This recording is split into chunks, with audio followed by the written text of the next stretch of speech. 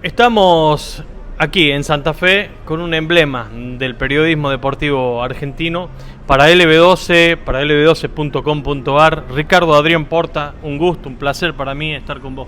Para mí la distinción, ustedes son muy generosos, la gente es muy generosa conmigo, porque cuando a mí me dicen maestro yo me ruborizo, porque ser maestro para mí es algo muy importante y yo creo que me falta mucho.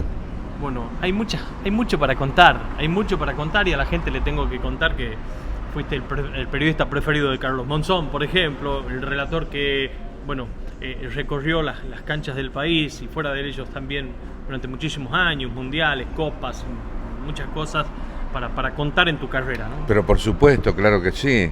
Estuve en 4 mundiales, tuve el privilegio de transmitirlos para la cadena de José María Muñoz, de Radio Rivadavia. También he transmitido mundiales de básquetbol, en fin, y boxeo, boxeo, y lógicamente mi pasión que es el fútbol también.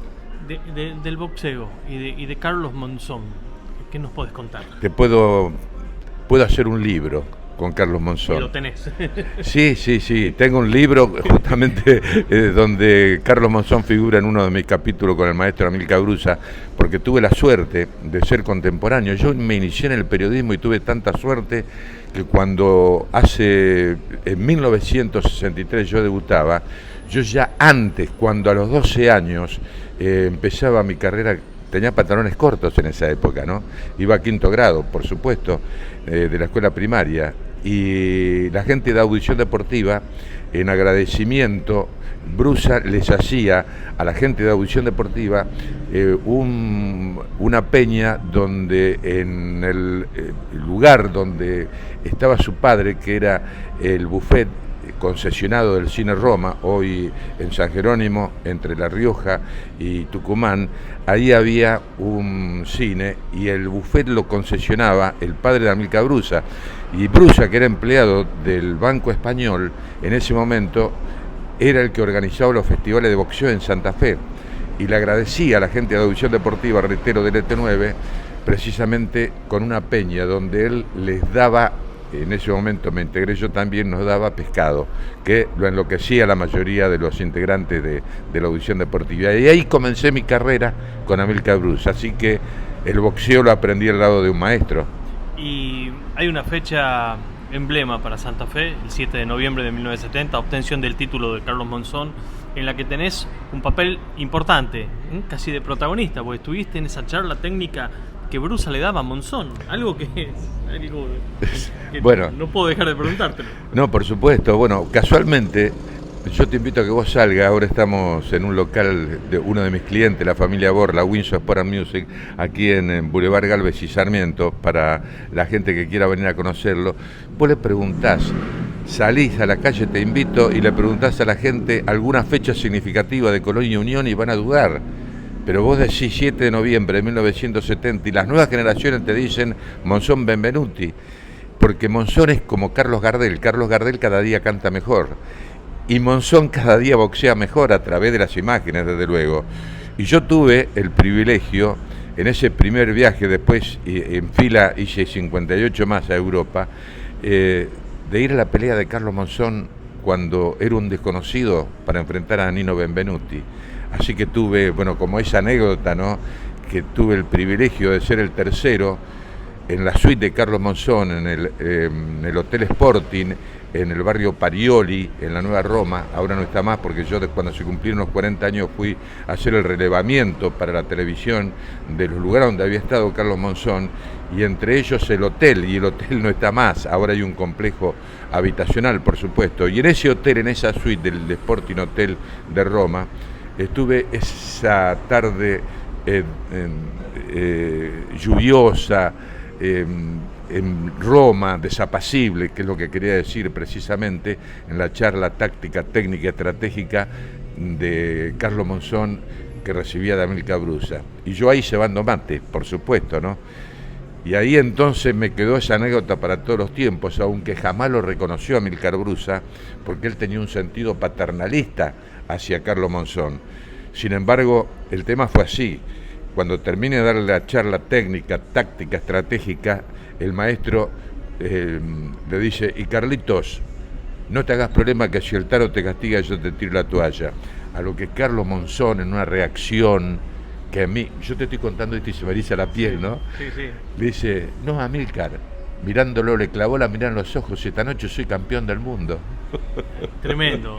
Fue tremendo. Y su carrera empezó a crecer y la tuya al lado, ¿no? Porque de alguna manera fuiste ligado con ese crecimiento que tuvo en su carrera boxística Monzón, al margen de que también relataba fútbol, ¿no? Por supuesto, claro que sí. Y vos sabés que a propósito de esa mirada de Carlos ganadora, amenazante, que los achicaba a los rivales, Fernando de la Fontana, un tenista de Santa Fe, que en esa época había jugado contra Guillermo Vilas, me dice, vos sabés, Ricardo, que Guillermo Vilas era exactamente lo mismo.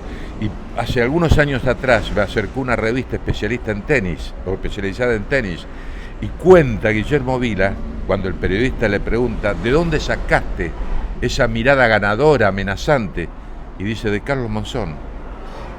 Estuviste en ese primer título del mundo, y estuviste, y creo que también fuiste parte, cuando Monzón te dijo, no peleo más, en la última. Claro, en la última. Yo estuve en la primera, en la última y en otras también, no en todas. ¿Cómo fue ese momento que te dijo, bueno, no voy a pelear más? Claro, el tema es así, se tenía que hacer la cena del triunfo después de la pelea de Carlos Monzón con Rodrigo Valdés, que fue el 30 de julio de 1977. Recordamos que se tendría que haber hecho un mes antes, pero Carlos se lastimó en un entrenamiento el arco superciliar izquierdo y se postergó un mes más la pelea. Y cuando terminó la pelea, en esa época no había celulares, por supuesto. Entonces yo cargaba con un grabador de aquello, ¿no? Que era una valija. Y después de la pelea, insisto, y también preparándose, descansando para ir a la cena del triunfo en el Hotel Hermitage de Montecarlo, que está justamente cruzando el bulevar, está a 2 o 3 bloques del casino de Montecarlo. Ahí yo, como no había celulares, tenía que pedir las llamadas internacionales para hacer los flashes. Y entonces necesariamente tenía que aprovechar esas 5 horas de diferencia que hay con el viejo continente para poder hacer los flash, y le tenía que grabar a Carlos después de la pelea. Entonces cuando recorro el pasillo voy prudentemente, con paso cansino, yo sabía dónde estaba la habitación de Carlos, la suite de Carlos Monzón, y llego a la puerta y estaba entreabierta la puerta. Y estaba en penumbras y Carlos tirado sobre la cama con una mano, la izquierda colocada debajo de la bolsa de hielo, mejor dicho, sobre la mano izquierda la bolsa de hielo, porque tenía artritis crónica, Carlos, y habría que inyectarlo antes de cada pelea, se inyectaba antes de cada pelea, y con la mano derecha tenía también la bolsa de hielo y Cacho Steinberg se la sostenía. Y te imaginas que entro yo así en penumbra a la habitación y me hace seña, Carlos, que pases. Paso y me ve el grabador, me hace seña así que lo encienda.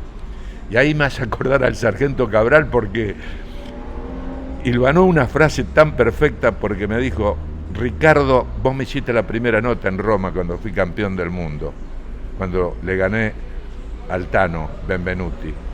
Y ahora esta es la última pelea. Es la primera vez que me castigaron, es la primera vez que me tiraron, no peleo más. Y no peleo más. Qué bárbaro, ¿no? ¿Y cómo era? Tengo esos audios, tanto ¿sí? de la primera, por ejemplo, como también de la última, están a tu disposición y después se me acordé y te lo hago llegar. ¿Cómo era el Carlos Monzón que nadie veía? Bueno, yo te digo, yo vi la serie, por ejemplo, de Carlos Monzón hasta el 4º o 5º capítulo. Pero es una serie que está muy bien guionada, está muy bien hecha, pero no tiene nada que ver con la realidad. Por ejemplo, lo hacen aparecer a Nicolino Locci como soberbio cuando se encuentran en el baño. Sin embargo, no, era todo lo contrario. Nicolino Locci lo admiraba a Monzón. Y Monzón era un tipo de muy bajo nivel intelectual, pero ¿sabes una cosa? Él tenía valores como la amistad, por ejemplo, y también volver a su terruño como Santa Fe. y en ese caso también fue amigo de sus rivales, de Nino Benvenuti y de Rodrigo Valdés. Por supuesto. Y vos viste, por ejemplo, cómo hizo rivales también con los grandes actores como Alain Delon, como Mickey Rourke, en fin, y tantos otros, ¿no? Pero bueno, y él tenía, yo lo analizo a Carlos Monzón como Jorge Valdano en ese libro, Los cuadernos de fútbol, que tuvo la gentileza de dedicármelo en la década del 90 cuando él lo sacó.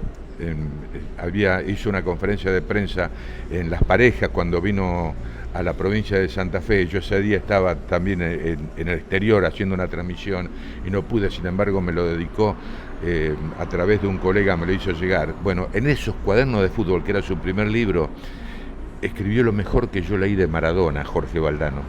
Me dice: a Diego todos nos equivocamos como cuando le decimos que es Dios. ¿Por qué? Porque es Dios dentro de la cancha. Fuera de la cancha, Diego es un ser que tiene tus miserias, como la tengo yo, como la tenemos todo el mundo. Y para mí Monzón era grande también, y era Dios arriba del ring, y abajo del ring tenía la miseria que tenemos todos. Era una persona más. En la pelea con Brisco, ¿fue el único momento que estuvo a punto de perder? ¿En algún momento que vos lo viste? Sí, ese fue el mayor momento, ese y el cuarto round de la última pelea, cuando lo tira y él se levanta como una catapulta, por ejemplo. Después me contó, cuando lo abraza él, después te voy a contar la anécdota de Brisco, cuando él lo abraza, viendo la película 2 o 3 años después, en un departamento que él tenía en Buenos Aires, en Palermo o en Belgrano, me dice: mira, Ricardo, en este momento yo le estoy diciendo al oído: negro, no me vas a sacar lo que tanto me costó. Y lo tenía abrazado, entró en clinch. Claro. No tuve tiempo, por supuesto, de decirle todo eso, pero más o menos fue lo mismo cuando él mira el reloj en ese round, que para él fue interminable frente al durísimo. Era una roca, la decían la roca. ¿Y a Brisco? Por eso, ahí está. Entonces, con Brisco. La roca le decían, no lo puedo tirar nunca. No. Y bueno, y en ese sentido, ¿cómo fue cuando lo viste caer realmente ya en su vida personal? Bueno, mirá, tratando de marcar ese paralelo, ¿no? Mirá, vos sabés que yo tengo un sentimiento que lo he guardado para mí porque es muy doloroso, es muy fuerte decirlo, pero en definitiva es como un antídoto por haber perdido el amigo, ¿no? Y yo digo que así como Monzón tuvo mucha suerte, porque también lo acompañó la suerte, fue un tipo de suerte, Carlos Monzón en su vida, está bien, el sacrificio que hizo fue ejemplar, fue realmente dramático, además era un tipo recontra optimista y ganador, y yo pienso también que él tuvo suerte de morir antes de envejecer, porque las miserias que tenía lo iban degradando. Ricardo Adrián Porta es un reconocidísimo relator de fútbol y en tu vida personal hay un punto en el que quizás se destaca lo que hiciste, vencer un problema de salud cuando estabas contratado por Radio Rivadavia. Tuviste una ACV limitante y pudiste vencer. Cuando te dijeron que no volverías a relatar, volviste a relatar, y al día de hoy seguís relatando. Totalmente.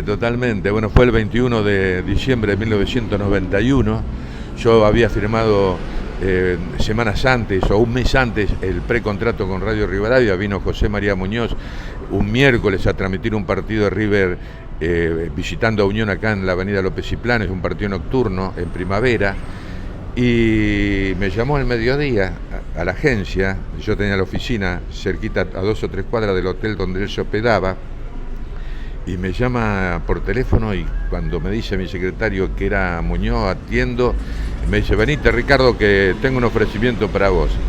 Y yo ya sabía, porque él me lo había dicho en el Mundial de Italia, que me iba a contratar, que le encantaba como mi estilo de relator, que tenía que ser su sucesor. Bueno, y yo ya había estado en Buenos Aires, en Radio Belgrano, junto a Fernando Niembro, Marcelo Araujo, Néstor Ibarra, que ya se nos fue, y tantos otros, Mauro Viale, por ejemplo, ¿no? y muchos otros más reconocidos.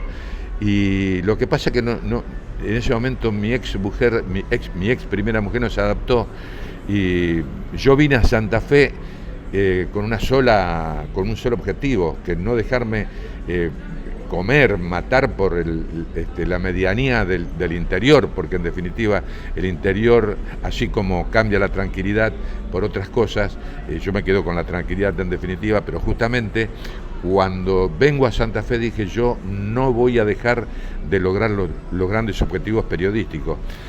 Y es así entonces como vino Muñoz ese día, me lo ofrece, y yo estuve las 3 o 4 cuadras caminando desde la agencia al hotel para decirle que no, directamente que no. Entonces cuando golpeo la puerta, él se concentraba, porque él se mimetizaba como los jugadores de fútbol de alta competencia, se concentraba para realizar también sus deberes, o sea, para la transmisión. Estaba en ropa interior, en paños menores, y me dice, pasá, Ricardo, pasá. Y antes de saludarme me dice, Ricardo, esta es la tarjeta de un director de Radio Rivadavia que vos conociste en Italia hace poco y que te espera el lunes para firmar un precontrato con nosotros, porque yo te quiero como sucesor. Y vas a ganar, yo no hablaba hasta ese momento, yo recién llegaba, vas a ganar entre 30 y 35 mil dólares por mes, un contrato por 3 años, y vas a tener todas las prerrogativas, viajar en clase ejecutiva, parar en hoteles 5 estrellas, en suite, 150 dólares de viático sin rendir. Me apabulló. Bueno, en definitiva, voy a Buenos Aires con mi abogado, no el lunes, sino la semana siguiente, por supuesto, y firmé el precontrato y debutaba con un Panamericano juvenil de fútbol los primeros días de enero del 92, que se hacía en Asunción del Paraguay. El Coco Basile en esa época era el director técnico del equipo mayor, y Mostaza Merlo de la juvenil, pero el Coco quiso hacer la gran Menotti del 79 y fracasó rotundamente, porque en la primera vuelta Argentina fue boleta. Y esos partidos que yo tenía que transmitir los veía y los relataba, pero para mí, lógicamente, en el televisor que tenía en la habitación del hotel. A mí me habían operado, me habían abierto la cabeza, yo estaba cuadraplégico, no podía hablar, no podía moverme, porque fue en el hemisferio izquierdo la hemorragia, y me afectó las neuronas del hemisferio derecho, donde está la motricidad del habla, decía yo, sí, no, y también la emotividad. Ricardo, para cerrar esta enorme entrevista que tenemos con vos, Carlos Monzón tenía como relator preferido, era hincha fanático de Colón. Esto es así porque lo cuentan las crónicas. ¿Es real que el día que se accidenta iba escuchando el partido de Colón, te estaba escuchando vos? No, lo tengo que desmentir porque primero era un 8 de enero. No hubo fútbol ese día. No hubo fútbol. Claro. Todos los jugadores. Algún libro dice que era un domingo, sí, que jugaba Colón. Sí, ya le tiré la oreja precisamente al autor de ese libro, que vino a consultarme también a Santa Fe por otros motivos, ¿no? De cualquier manera, Carlitos Cirusta hizo una biografía realmente espectacular. Y bueno, dentro de 2 o 3 errores que encontré ese también. Pero no. Pero sí te escuchaba y sí te seguía con Colón, un fanático de Colón. Por supuesto, claro que sí. Y yo, fíjate que después, al año, o sea, el 8 de enero de 1996, yo tenía un programa en Cable y Video que se llamaba Tiempo de Ricardo Porta. Entonces hablé con la producción del canal en ese momento para producir el programa que titulé Las últimas imágenes que vio nuestro gran campeón. Y ahí hice un recorrido desde el balneario de Callastá, de la vieja Callastá, lugar de la fundación de Santa Fe, donde él estuvo almorzando, hasta Los Cerrillos, que es el lugar donde finalmente encontró la muerte. Ricardo Adrián Porta, un emblema del periodismo argentino deportivo, un orgullo para nosotros que somos del interior, que alguien del interior tenga las vivencias que él tiene y que las pueda transmitir. Y nosotros, por LB12, lo tuvimos. Muchas gracias. Gracias a vos y al pueblo tucumano, muchísima suerte. Bueno, gracias. Y salud. Muy bien, ¿Ah? muy bien. Hoy le hicimos una nota en radio. Con un liso santafesino. Le hicimos una nota a un jugador de Independiente del Valle. Y entonces le preguntamos, en el caso que cualquiera sea el resultado y que tenga que cambiar una camiseta, ¿con qué jugador de Colón la voy a cambiar? Con el capitán, el Pulga Rodríguez. Salud. El cierre para esta nota, gracias.